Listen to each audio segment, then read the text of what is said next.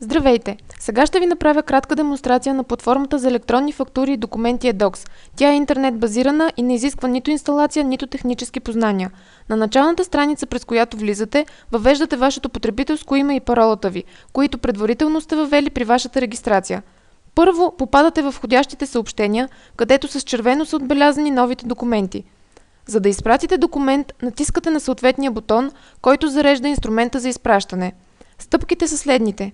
Избирате от компютъра ви предварително подготвената фактура, която желаете да изпратите, въвеждате имейла на получателя, както и предмет на писмото, ако желаете. Натискате бутона Send и избирате електронния ви подпис. Въвеждате PIN кода на подписа и натискате на бутона Изпрати. Документът бива подписан и изпратен автоматично. Това е един от елементите, които дават законова стойност на фактурите, изпратени през системата.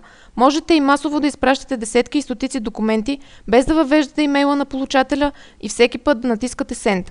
В входящи съобщения можете да видите всички съобщения, които са ви били изпратени, като имате възможност да търсите по множество критерии. Новите съобщения са отбелязани в червено, като е задължително да потвърдите получаването им преди да ги отворите, спазвайки законовите изисквания. Веднъж потвърдили, влизате автоматично в самото съобщение, където прикачената фактура е отбелязана в оранжево.